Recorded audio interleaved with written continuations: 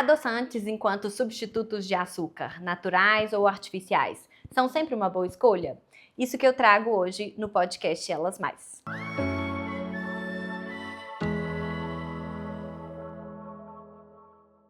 Quando falamos de adoçante, precisamos entender primeiro qual é o motivo do seu uso. E aqui a gente tem três principais justificativas: controle de calorias, controle do açúcar e do índice glicêmico. Então, basicamente, por que optar por uma substância que não seja o açúcar para produzir o efeito doce nos alimentos? Existem dois tipos de adoçantes: os adoçantes naturais e os adoçantes artificiais. Em relação à potência de dulçor, os adoçantes artificiais ganham, ou seja, por uma porção menor consegue-se uma potência maior de adoçar. Como exemplos de adoçantes artificiais, nós temos a sucralose, o ciclamato, a sacarina, o acesulfame K e o aspartame. Geralmente, esses adoçantes, eles têm uma grande potência de dulçor, são aqueles que a gente consegue encontrar nos restaurantes sob as formas líquidas, diluídos em água ou nos pequenos sachês. Durante muito tempo, essas foram as opções escolhidas para os pacientes que têm diabetes pelo fato de não conterem calorias e não impactarem na glicemia do paciente, podendo ser um bom substituto do açúcar nesse sentido. O risco-benefício se justificaria, uma economia no consumo de açúcar com uma potência de dulçor até maior do que a do açúcar. Já em relação ao grupo dos adoçantes naturais, aqui a gente ainda divide entre o grupo dos polióis e outros adoçantes considerados naturais. Como substituto do açúcar, nós temos o mel, o açúcar de coco, o açúcar da beterraba, por exemplo, os xaropes de milho, o xarope de agave, todos esses são adoçantes naturais. Por que eu os coloquei em um grupo? Porque eles contêm calorias e eles têm impacto glicêmico. Então, embora sejam adoçantes naturais que possam ser utilizados em substituição ao açúcar pelo seu potencial de adoçar, são elementos que irão impactar na glicose dos pacientes. Então, para os pacientes que fazem controle de glicose, nenhuma dessas opções é aconselhável, porque não vão impedir que a glicose suba, mesmo não sendo o açúcar que é constituído de sacarose e frutose, basicamente. Já no grupo dos adoçantes naturais, polióis, nós temos o xilitol, o eritritol, o sorbitol, o maltitol, por exemplo. Polióis são um tipo de carboidrato que não são absorvidos pelo organismo. Eles têm uma quantidade de calorias que é inferior ao do açúcar, tem sim um índice glicêmico, porém que é também inferior ao do açúcar e por isso podem ser considerados em alguns casos como substitutos nessa população que precisa fazer o controle da glicose. Como exemplo, os pacientes com diabetes ou os pacientes que fazem uma dieta baixa em carboidrato. A grande questão relacionada aos polióis é justamente essa digestibilidade. Pelo fato de serem um tipo de carboidrato não absorvido completamente pelo organismo, a tolerância gastrointestinal pode ser um fator limitante. Então, existe uma parcela considerável de pessoas, entre as quais eu me incluo, que não toleram os polióis por causarem, sobretudo, distensão abdominal.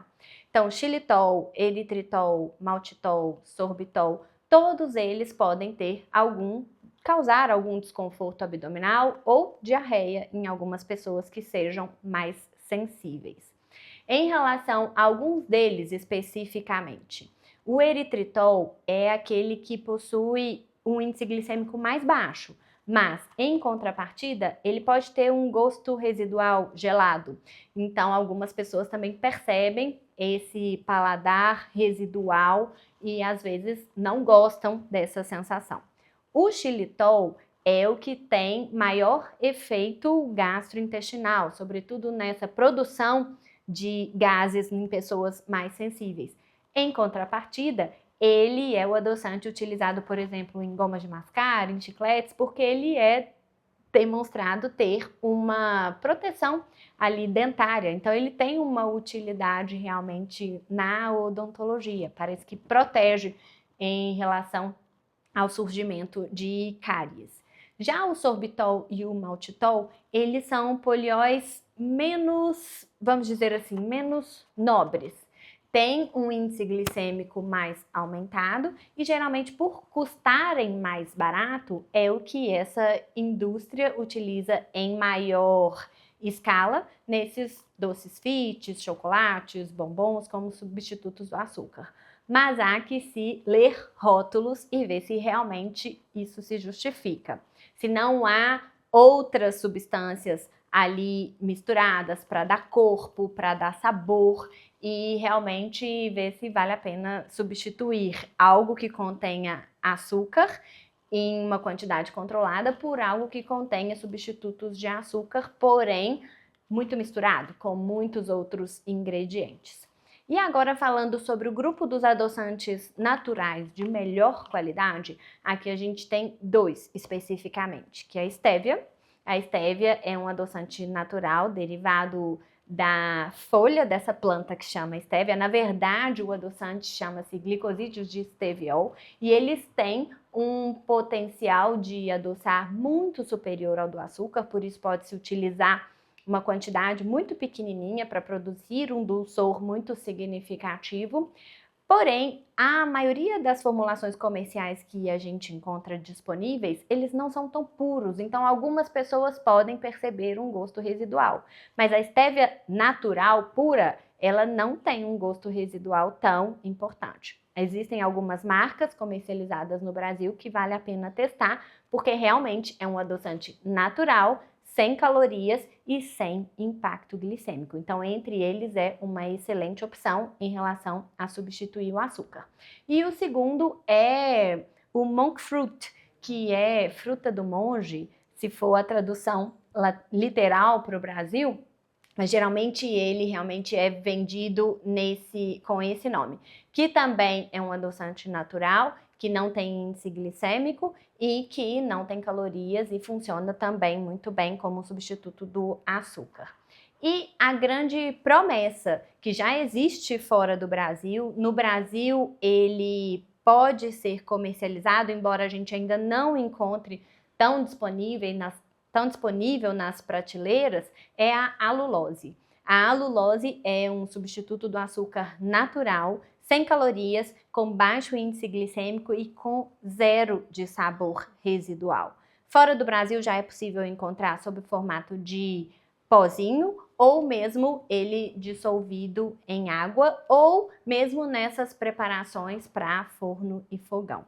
Então existem uma gama enorme de opções de substitutos para o açúcar, mas a primeira pergunta que tem que se fazer é o seguinte: eu preciso de um substituto do açúcar?